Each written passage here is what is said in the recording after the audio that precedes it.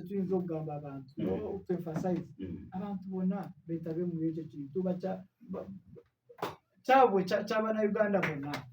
Everyone must really support the idea. Buli omu akyejumbiremu kubanga ffenna kijja kutuganyiramu. Ate ekirala okudawutinga statistics ekyo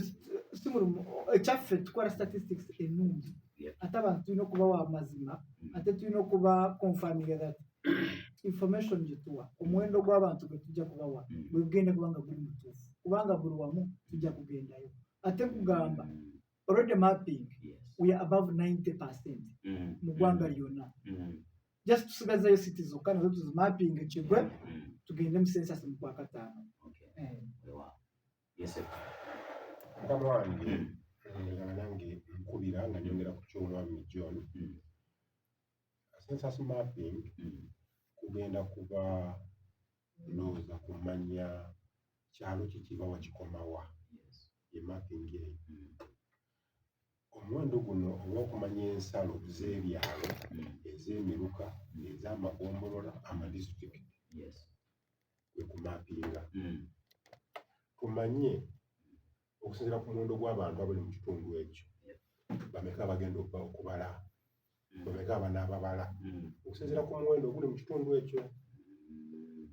Census mapping erina tuyamba nnyo okumanya abantu balimu bameka mu kitundu bayinza oba nga bangi nnyo mu katundu ako tusobola okukawulamu nga yubosi so si nga erosi okusinziira ku bantu abali mu katundu ako kajja kwetaaga abantu nga basatu okubabala tukakolamu ffe obutundu bwaffe obutonotono ojja kumanya bumanya naye ng'ekigenda kya mapping eno abantu kumanya kitundu ki kikomawa kubanga ensalosalo nyingi zaakyuka ebyalo bingi baabitonda amagomola mangi baagatondawo twagala nnyo okumanya ensalosalo zaabyo tumanye kivawa kikomawa kyalo kikivawa kikomawa n'abantu kyabali mu kitundu ekyo. Bulijjo ng'oggyeko okumanya omuwendo ogw'abantu namba kuba ndabanga process eno gavumenti gy'esobola okukozesa nammwe kennyini abali ng'ekitongole okukuba ebinyonyi bibiri n'ejjinja limu biki ebirala bye musobola okufuna as government as ekitongole. Of course ne RCC asobola ajja kudda mu bunga abali mu security information yeno oba process yeno y'okubala abantu kiki kirala kye tusobola okubenefitingamu. Thank you. Yes. Kati kyetuju azaito nga bwe nabadde nkugambye bwe tucollectinga data policy makers bajjamu ebyabwe kubanga bwe tugenda mu kubala abantu tumanya mu kitundu kino walimu amalwaliro oba tegaliimu nedda walimu amalwaliro meka abiri galina services nedda byonna tubikapitalinga kubanga tukubuuza services ozijjawa waliwo eddwaliro erikuli kumpi nedda so bwegamba nedda weziteeka mu report aba Ministry of Health bajja kukiteekinga apo ne bagamba mu Nyendo muno walimu awatali malwaliro mulina amazzi do access water mulina amasomero abaana balina gye basomera bamulina muno nedda tetubalinaamu owulidde kati si kubala abantu kokka ne services kubanga eyo question and that is a very important question. Ebuuzo ebibuuzibwa obuweereza mwebuli kubanga ne the president of the Republic of Uganda when he was launched bwe yali atongoza okubala abantu yagamba abantu ebibuuzo 5 byokka mu census. How many people are they? Abantu bameka betulina? Where are they? Babeera wa? How are they? Bali batya? Obugaga bwa are they reach that question ey'obugaga? Ey'okuna then where do they get services from? Obuweereza babujjawa? Babuyina tuyinza ogamba babujjawa naye bwo babuyina gye buli. So bwe tebuli mulinamu amasanyalazi ebyo byonna oli mu kyalo gundi tewali masanyalazi tewali connections ebyo byonna kati tubiteeka mu report census report yonna ky'oba olabye nkugambye tulina information yonna n'ogamba ab'amasanyalazi leka tugambe Uganda Electricity Generation Limited Company oba yagala information okumanya bitundu ebirina amasanyalazi n'ebitagalina ejja kujja mu UBOS. Bweba Ministry of Health bweba yagala information ejja kujja mu UBOS. Bweba National Planning Authority eyagala kumanya buli kimu ekigwa mu ggwanga ejja kujja mu UBOS. bwe tuba twagala kumanya eggwanga we lituuse mu bugaga bwalyo Yeah. libosi yena okukigamba. They call it what? When you go that GDP mu Uganda okubala ebyenfuna we bituuse agamba batuuse mu economy that economy mu Uganda ebyenfuna buli kimu kive waffe bweba international monetary fund World Bank bagala kumanya entaasa ya Uganda eryetya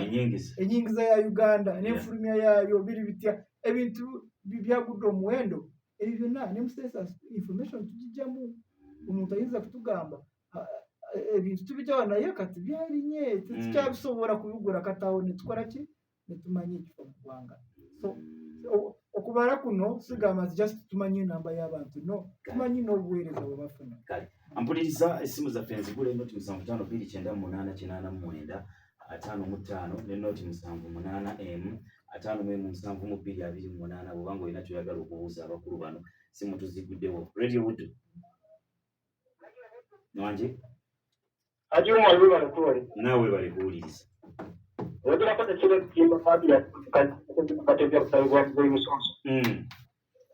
abakulu bambala mukigazi naye ekintu kibali mukulu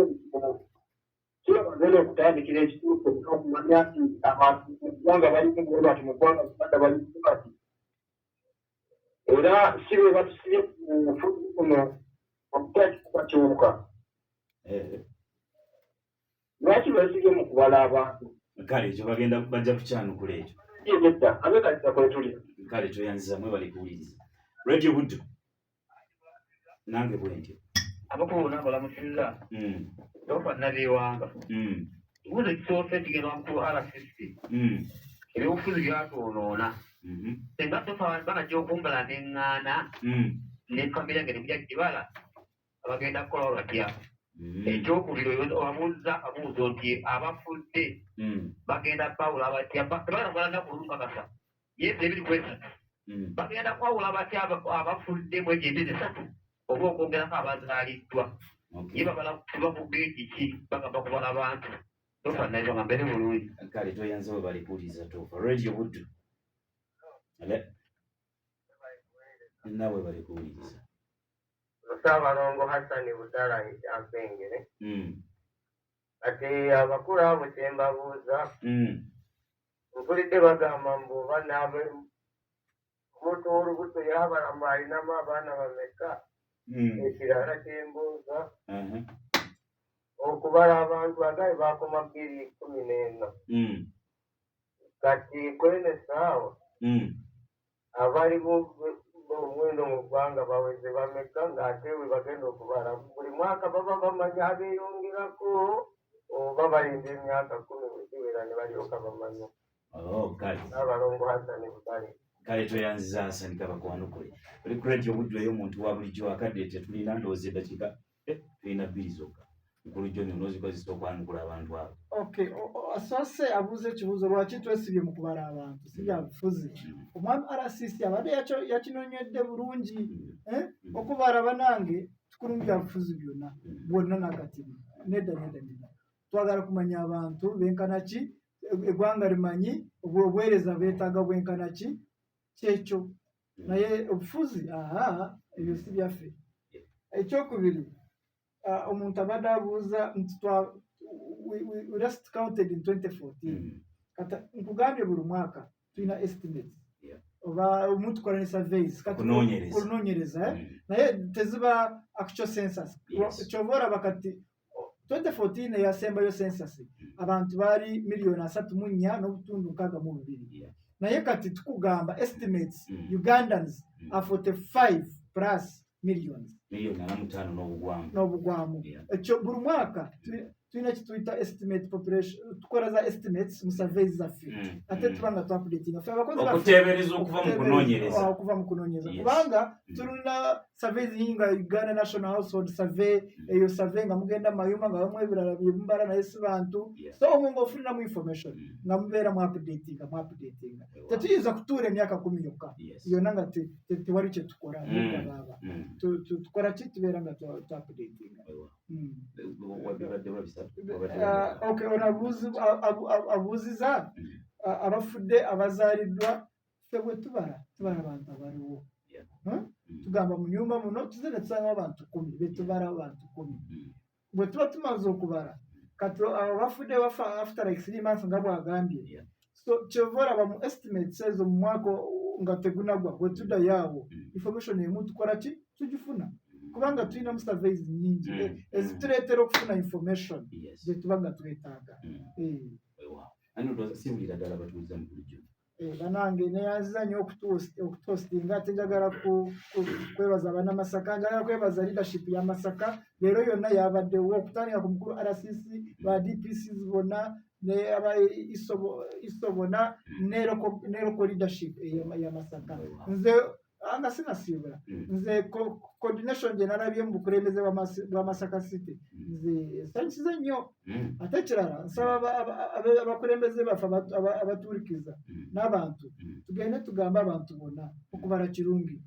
abakozi baffe n'abalala bwe bajja mu field tubaanirize bulungi tubawa information gye beetaaga ffenna tuganyibwemu neyanziza toyanziza mukulu wa RCC akadde tetulina naye tuddeyo obusekendisi bubiri busatu